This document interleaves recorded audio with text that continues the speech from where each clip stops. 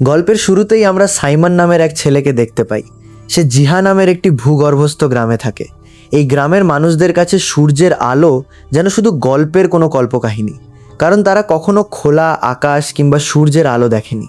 গ্রামের মানুষের বেশিরভাগ সময় কাটে মাটির নিচে টানেল খুঁড়ে নিজেদের থাকার জায়গা বড় করার কাজে। সাইমনও প্রতিদিনের মতো মাটি খুঁড়ছিল। হঠাৎ একদিন মাটির নিচে সে একটি ছোট্ট, অদ্ভুত এবং জলজলে ডিভাইস খুঁজে পায়। দেখতে অনেকটা ছোট ড্রিলের মতো। সাইমন বুঝতে পারে না জিনিসটা আসলে কি, তবে এটুকু পরিষ্কার ছিল, এটা কোনো সাধারণ পাথর নয়। পরে গ্রামের উপরে ফিরে এলে কয়েকজন মেয়ে সাইমনকে নিয়ে মজা করতে শুরু করে। সাইমন লজ্জায় সেখান থেকে পালানোর চেষ্টা করছিল। ঠিক তখনই তার দেখা হয় কামিনা নামের এক যুবকের সঙ্গে। নামটা শুনে অবাক হওয়ার কিছু নেই। কামিনা দেখতে যতটা পাগলাটে, আসলে সে সাইমনের খুব ভালো একজন বন্ধু। সাইমন তাকে নিজের বড় ভাইয়ের মতো মনে করে, যদিও তাদের মধ্যে কোনো রক্তের সম্পর্ক নেই। কামিনার সবচেয়ে বড় স্বপ্ন হলো এই ভূগর্ভস্থ গ্রাম থেকে বের হয়ে একদিন পৃথিবীর উপরে উঠে খোলা আকাশ দেখা। সে সাইমনকেও সঙ্গে নিয়ে উপরে যাওয়ার সিদ্ধান্ত নেয়।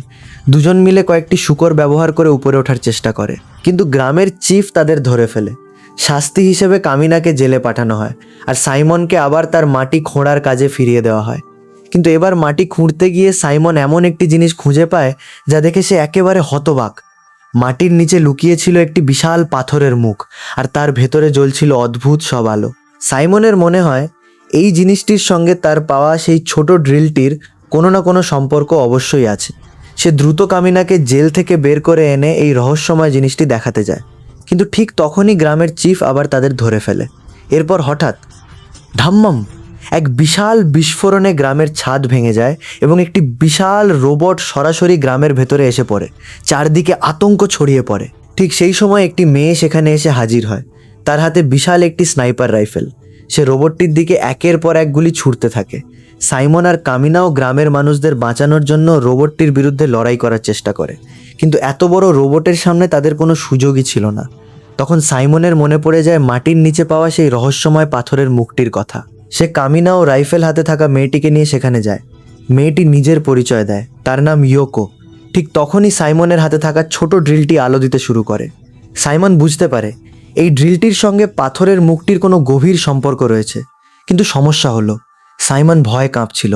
তখন কামিনা তাকে বলে, নিজের ওপর বিশ্বাস করো না, আমার ওপর বিশ্বাস করো, কারণ আমি তোমার ওপর পুরোপুরি বিশ্বাস করি। এই কথা শুনে সাইমন সাহস পায়। সে নিজের ড্রিলটি পাথরের মুখের ভেতরে ঢুকিয়ে দেয়, আর তারপরই ঘটে অবিশ্বাস্য ঘটনা। বিশাল পাথরের মুখটি সক্রিয় হয়ে যায় এবং মুহূর্তের মধ্যেই সেটি একটি ছোট কিন্তু শক্তিশালী রোবটে রূপান্তরিত হয়। সাইমন রোবটটির ককপিটে বসে পড়ে। এই রোবটটির নাম পরে দেওয়া হয় লাগান। সাইমন ভয়ে কাঁপছিল, কিন্তু কামিনা তাকে বারবার সাহস দিতে থাকে, তুমি পারবে সাইমন, আমি তোমার ওপর বিশ্বাস করি।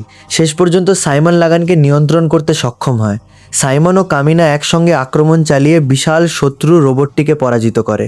এরপর লাগান তাদের সরাসরি নিয়ে যায় পৃথিবীর উপরে, এবং জীবনে প্রথমবার সাইমন ও কামিনা সূর্যের আলো এবং খোলা আকাশ দেখতে পায়।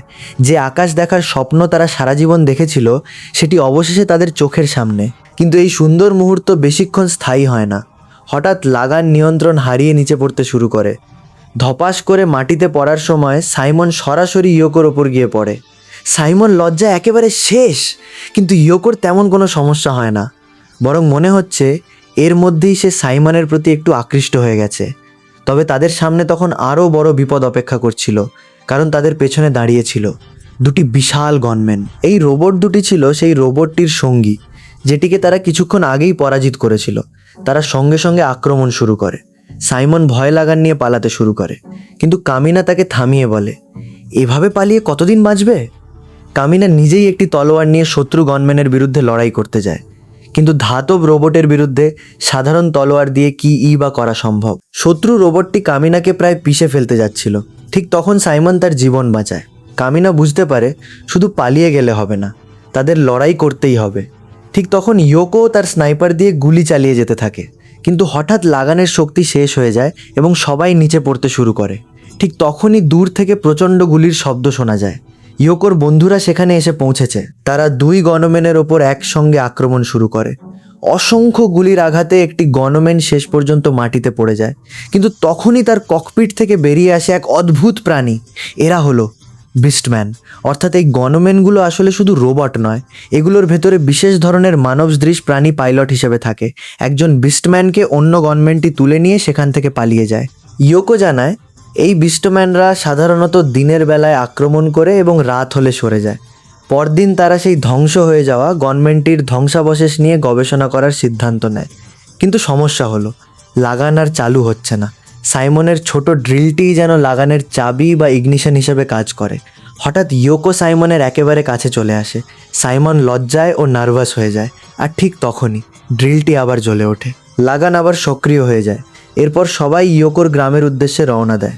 পথে তারা একটি মানুষের কঙ্কাল দেখতে পায়।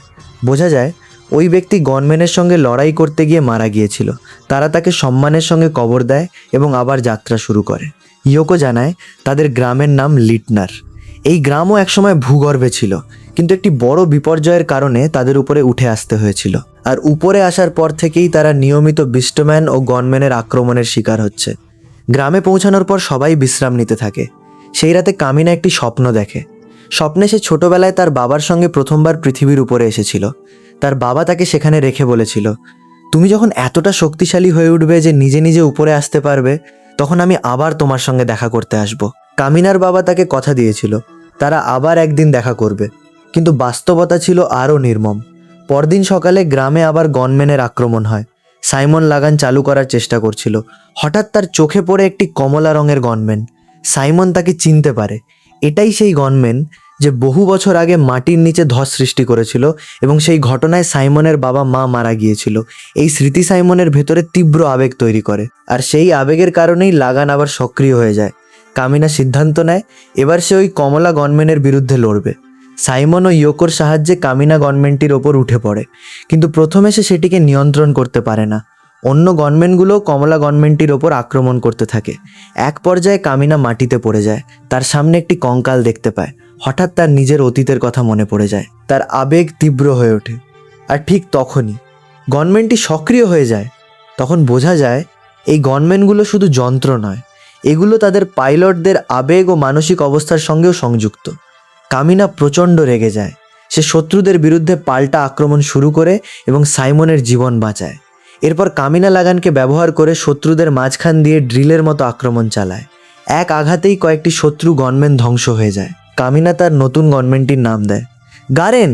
কিন্তু যুদ্ধ শেষ হওয়ার পর কামিনা আবার সেই কঙ্কালের কাছে ফিরে যায়। সেখানে সে একটি ব্রেসলেট ও একটি লাল কাপড় খুঁজে পায়। সে বুঝতে পারে এগুলো তার বাবার জিনিস। তখন কামিনা বুঝে যায় তার বাবা আর বেঁচে নেই। যে বাবার সঙ্গে আবার দেখা করার স্বপ্ন সে সারা জীবন দেখে এসেছে, সেই বাবা আর কোনোদিন ফিরে আসবে না। কামিনা হাঁটু গেড়ে বসে পড়ে। সে আকাশের দিকে তাকিয়ে কাঁদতে থাকে। যে আকাশ দেখার জন্য সে সারা জীবন সংগ্রাম করেছে, সেই আকাশের নিচেই সে জানতে পারল তার বাবা আর নেই।